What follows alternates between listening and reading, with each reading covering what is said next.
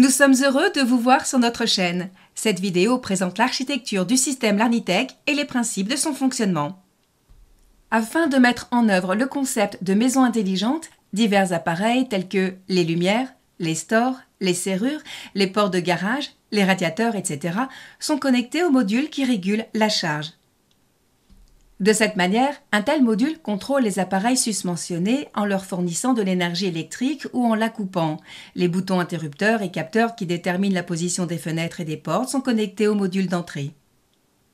Des capteurs de mouvement, d'éclairage, de température et autres sont ajoutés au système pour en assurer l'automatisation. Chaque module possède une adresse unique au sein du système et chaque dispositif qui lui est connecté possède une sous-adresse.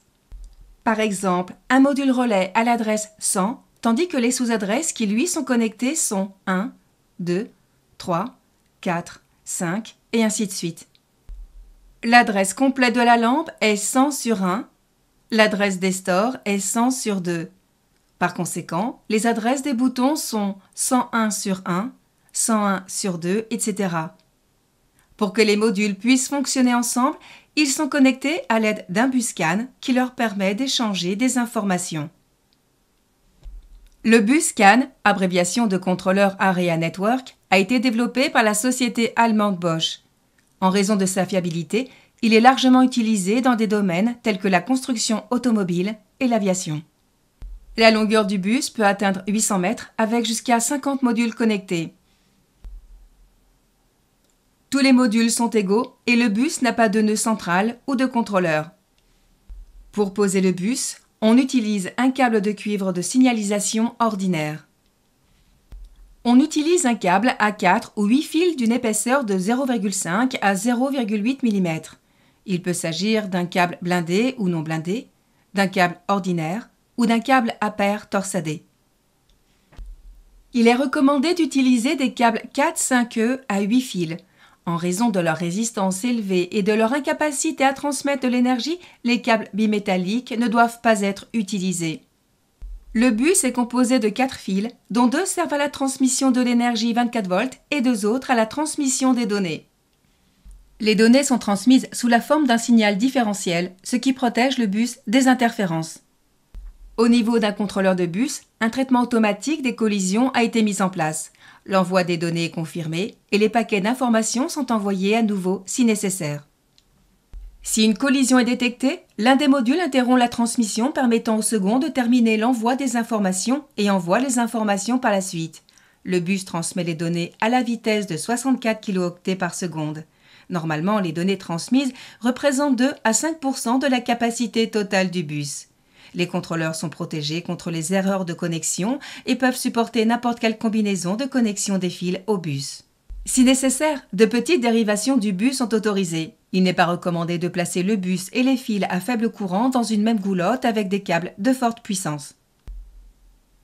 Lorsque le bus est utilisé sur de longues distances avec une charge élevée, comme les modules de relais, il peut être nécessaire d'installer des blocs d'alimentation supplémentaires.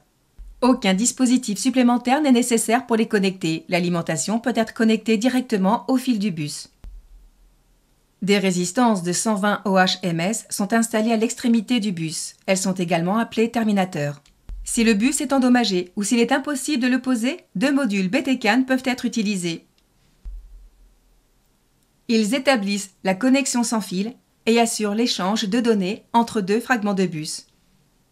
Le module BT-CAN peut être également utilisé pour connecter des capteurs de température et de fuite sans fil.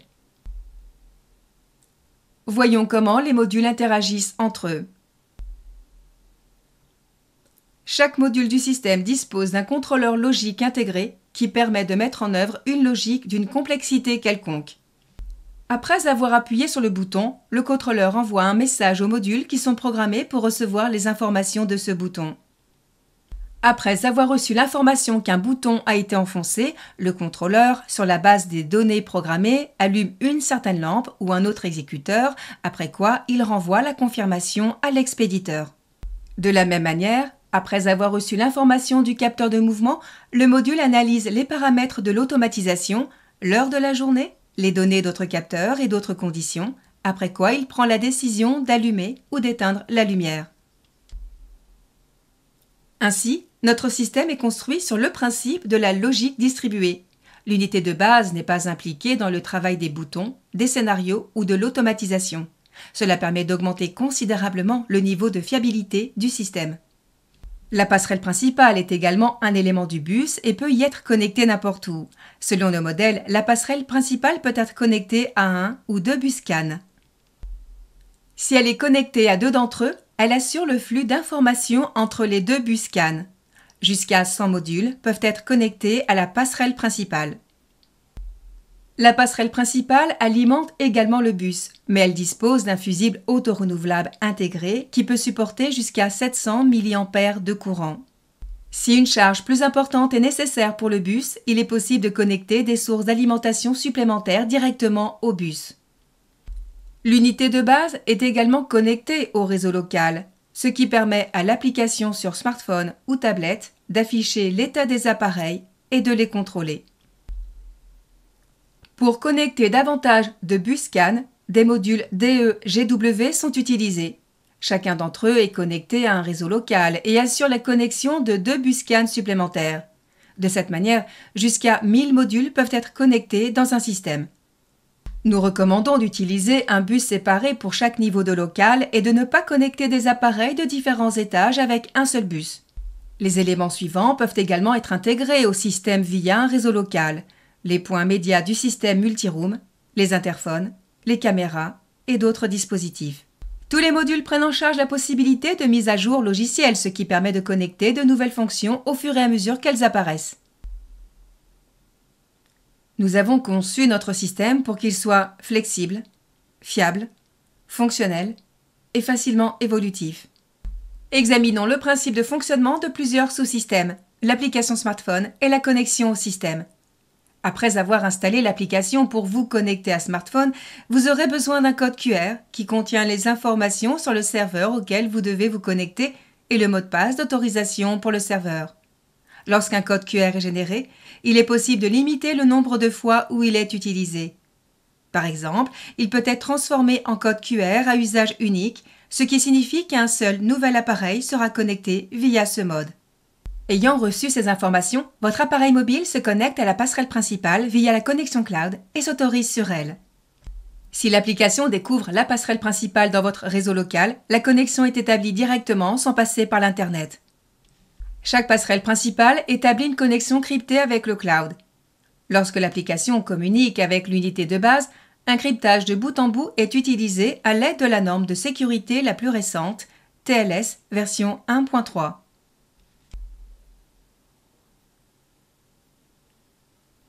Voir ou modifier les informations qui sont transmises est impossible, même sur le cloud.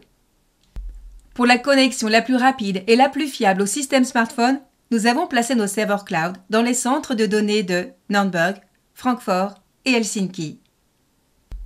En fonction de la qualité de la connexion Internet, la connexion est établie en quelques fractions de seconde. Pour travailler avec le cloud, vous n'avez pas besoin de paramètres supplémentaires, de redirection de port sur le routeur ou d'une adresse IP externe statique. Si votre smartphone est connecté au réseau local, la connexion entre les caméras s'effectue directement entre le smartphone et les caméras. Si la connexion se fait à distance, le transfert de la vidéo se fait via un canal crypté de la caméra au smartphone en passant par la passerelle principale et le cloud. Un médiapoint peut lire le contenu de la médiathèque de la maison, la radio Internet, TuneIn, jouer le son du smartphone avec l'aide de la technologie AirPlay ou de Spotify. L'interphone fait partie du système multiroom et permet de communiquer avec un visiteur à la fois, localement et à distance. Le système multiroom est également construit sur le principe de la logique distribuée et n'a pas d'élément central. Chaque point média est indépendant et interagit avec l'ensemble du système. Vous pouvez ajouter autant de points médias au système que vous le souhaitez. Le point média peut recevoir et mettre en œuvre des tâches provenant de scénarios, de boutons ou de l'application. Par exemple, lorsqu'une fuite d'eau est détectée par le capteur de fuite, tous les points multimédia reçoivent l'ordre de diffuser un message à ce sujet. Il suffit d'appuyer sur un bouton pour modifier le niveau du volume ou passer à la piste suivante. télécommande qui peut interagir avec des appareils ménagers, tels qu'un téléviseur ou un lecteur de DVD, fonctionne de la manière suivante. Lorsqu'on appuie sur son bouton, elle envoie une série de signaux infrarouges que l'on peut comparer à un code Morse, indiquant aux appareils quel bouton de la télécommande a été enfoncé. Notre système peut lire et mémoriser ces commandes. Ensuite, lorsqu'un scénario ou un utilisateur le demande, la commande appropriée peut être créée par l'émetteur infrarouge. Les appareils ménagers qui la reçoivent l'aperçoivent comme une commande de leur télécommande par défaut. Les commandes sont stockées dans le système et l'interaction ultérieure avec les appareils ménagers peut se faire à partir de l'application, sans utiliser les télécommandes traditionnelles. Le contrôle des appareils ménagers peut également être utilisé dans divers scénarios. La télécommande AC fonctionne de manière légèrement différente. Après avoir choisi le mode de fonctionnement, la télécommande transmet une commande infrarouge qui contient des données complètes sur le mode de fonctionnement, la force du ventilateur, la température et la position des ailettes d'air. Si cette commande est mémorisée et recréée ultérieurement, l'état de l'unité de climatisation sera entièrement recréé et pour allumer l'unité de climatisation dans un autre mode, il faudra mémoriser environ 2400 commandes, ce qui prendrait un temps disproportionné. Afin de contrôler l'unité AC de manière plus pratique, nous analysons plusieurs commandes capturées en déterminant la position des paramètres dans celle-ci. Après cela, nous pouvons former des commandes de contrôle similaires à la télécommande par défaut du climatiseur en plaçant le climatiseur dans n'importe quel état programmé. L'imitation de la télécommande de l'unité AC présente l'inconvénient d'un contrôle à sens unique. Par exemple, si vous allumez le climatiseur à l'aide de l'application et que vous l'allumez ensuite à l'aide d'une télécommande, le système continuera à afficher le climatiseur en mode de fonctionnement. Pour établir une connexion bidirectionnelle avec une unité de climatisation, il est possible d'utiliser le module BWAC qui est compatible avec la plupart des unités de climatisation Daikin et Mitsubishi ou d'utiliser des dispositifs tiers tels que Coolmaster ou Intesis qui peuvent être intégrés dans notre système. Le système de climatisation comprend le contrôle du chauffage, du refroidissement, des planchers chauffants, de l'humidification de l'air et de la ventilation. Pour ce faire, les commandes des radiateurs, des ventiloconvecteurs, des unités de climatisation, des planchers chauffants et de la ventilation sont connectées au système. En fonction du calendrier et des données des compteurs, le système maintient les paramètres climatiques définis dans chaque partie de la maison. Afin d'intégrer d'autres dispositifs dans le système, des modules d'interface universelle peuvent être utilisés. RS485, RS232, UART, 0 à 10 volts. Avec l'aide du module BWIO, certains appareils initialement non prévus pour une intégration peuvent être intégrés, par exemple certains modèles de cafetières, d'unités d'extraction et autres. Pour ce faire, le module est connecté au bouton installé dans la machine à café et peut imiter la pression des boutons ainsi qu'au LED pour obtenir des informations sur l'état actuel.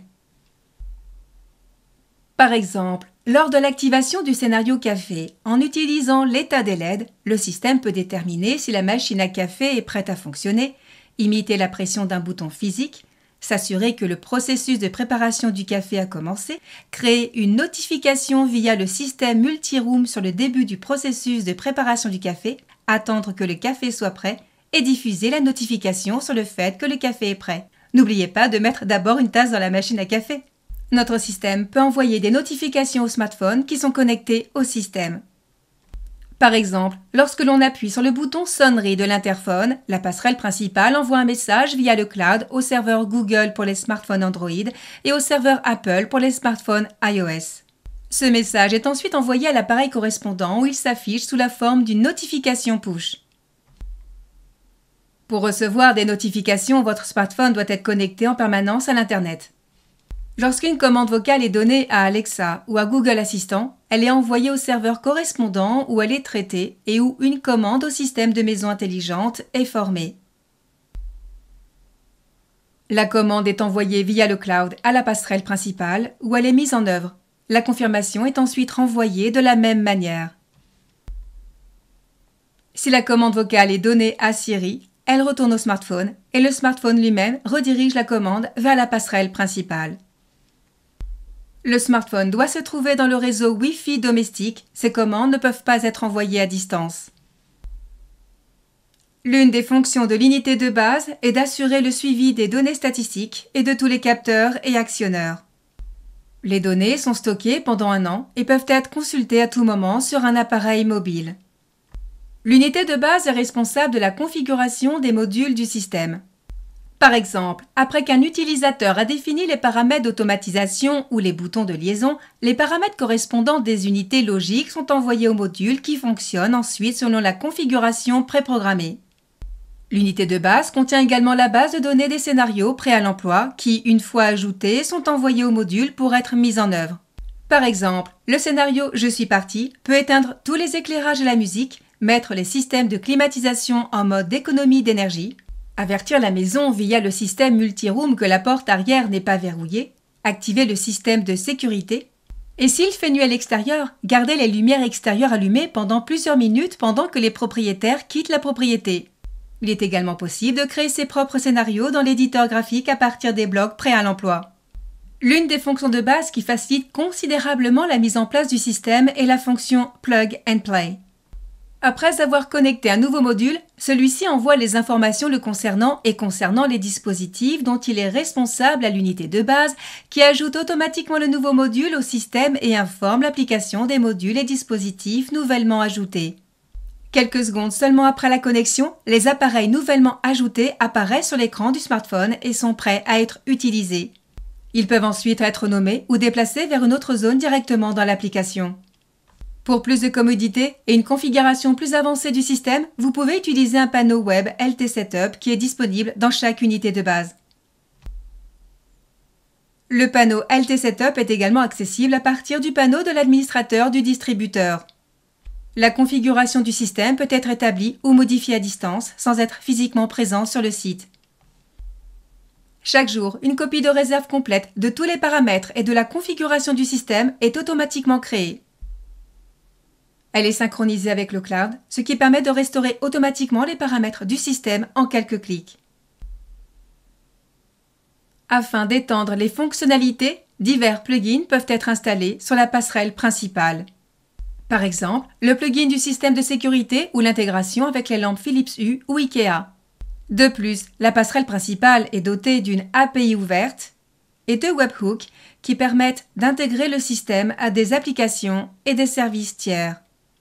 Actuellement, la ligne d'équipement de l'Arnitech offre 4 modèles de passerelles principales: MetaForza 2, MetaForza 2 Cloud, DE-MG, DE-MG+. MetaForza 2 et MetaForza 2 Cloud ont des canaux de gradation et de relais intégrés, des canaux d'entrée pour les capteurs binaires et les capteurs de température, et un bus CAN pour connecter des dispositifs supplémentaires. Ils sont utilisés pour construire des systèmes à budget réduit. La passerelle principale DE-MG peut être connectée à 2 chaînes CAN bus et à utiliser pour les systèmes plus importants. Sa version étendue DE-MG+, offre la possibilité d'intégrer des interrupteurs et des thermostats KNX. Un tableau plus détaillé comparant tous les paramètres des principales passerelles est disponible dans cette vidéo. Le système L'Arnitech présente les avantages suivants. Haute fiabilité grâce à la logique distribuée et aux unités logiques intégrées dans chaque module. Système Plug and Play qui accélère et simplifie considérablement la mise en place du système. Application pratique pour iOS, Android, Windows, Mac, Linux qui permet un paramétrage de base du système. Une base de données de scénarios prêts à l'emploi et la possibilité de mettre en œuvre les propres scénarios du client, quelle que soit leur complexité. Des services cloud rapides prêts à l'emploi sans paramétrage supplémentaire. Des assistants vocaux prêts à l'emploi qui ne nécessitent pas de matériel particulier. Un système de climatisation intelligent. Le système multi-room intégré et l'interphone avec télécommande. De larges possibilités d'intégration de divers appareils et services. La conservation des statistiques relatives aux appareils et aux capteurs pendant 1 an. Merci d'avoir regardé cette vidéo. Si vous avez des questions ou si vous avez besoin d'une aide supplémentaire, n'hésitez pas à contacter notre service d'assistance technique. À bientôt dans les prochains épisodes.